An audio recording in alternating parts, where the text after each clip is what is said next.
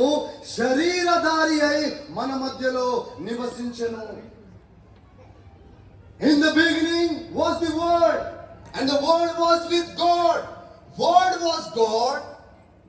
Things that created through him, which is not created by him, the word came and became as a flesh and dwelt among us. దేవుని వాక్యము మన మధ్యలో నివసించింది. ఆ వాక్యమే యేసు క్రీస్తు అయి ఉంది. ఆదియందు వాక్యము ఉండెను. ఆ వాక్యము మన మధ్యలో శరీరధారిగా వచ్చి మనందరికీ జీవాన్ని పోయాలని. ఎందుకు జీవం పోయాలి? ఎందుకు మనకు వెలుగులో నడిపించాలంటే మనమందరము దారి తప్పి వెళ్ళిపోయాము. We are all lost because of our stupidity. We are all lost because of our wrong thinking.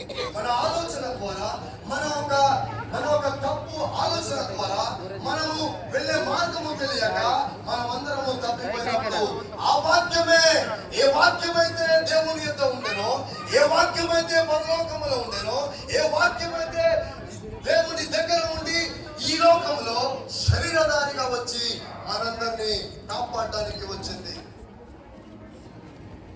కొలస్సీయులకు రాసిన పత్రిక 1వ అధ్యాయము 15వ వచనము.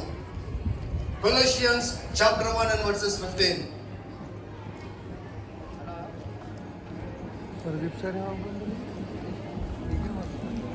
Colossians chapter 1 and verses 15. ఆయన అదృశ్య దేవుని స్వరూపమై, ఆయన అదృశ్య దేవుని స్వరూపి అయి సర్వ సృష్టికి ఆది సంభూతుడై, సర్వ సృష్టికి ఆది సంభూతుడై ఉన్నాడు. ఎలయనగా ఆకాశమందున్న ఏవియు, ఆకాశమందున ఏదియు, భూమి అందున్న ఏదియు, దృశ్యమైనవి గాని అదృశ్యమైనవి గాని అవి సింహాసనములైనను, ప్రభుత్వములైనను, ప్రధానులైనను, అధికారమైనను సర్వము ఆయన యందే సృష్టించబడెను. The Son is the image of invisible God. Everything created over in him. Everything which are in heaven, which are on earth and which are under the earth. ఏవైతే పరలోకములు ఉన్నాయో, ఏవైతే భూలోకములు ఉన్నాయో, ఏవైతే పాతాళములు ఉన్నాయో ఆయన ద్వారా సృష్టింపబడ్డాయి.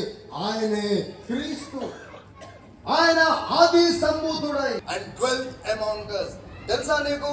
నీ మధ్యలో ప్రభు ఉన్నాడనే విషయం తెలుసా? నీ ఇంట్లో నీ ప్రభు ఉన్నాడనే విషయం తెలుసా?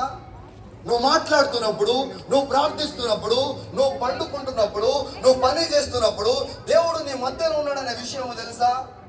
ఎవరికైతే తెలుసో వారు ఆత్మతో సత్యముతో దేవుణ్ణి ఆరాధిస్తారు. ఆత్మతో సత్యముతో ఆరాధించు వారు మాత్రమే నిజమైన క్రిస్మస్ చేయగలరు. ఆత్మతో సత్యముతో దేవుని వాక్యాన్ని మాట్లాడు వారు మాత్రమే దేవునికి నిజమైన మహిమను తేగలరు. నీవు దేవుడెవరో తెలియకుండా, దేవుని వాక్యమేమో తెలియకుండా, దేవుని చిత్తమేమో తెలియకుండా నువ్వు ఒకవేళ ఇలాంటి క్రిస్మస్ 100 చేసినా there is no any use for God. నీకు దేవుడు అంటే తెలియనప్పుడు, దేవుని వాక్యం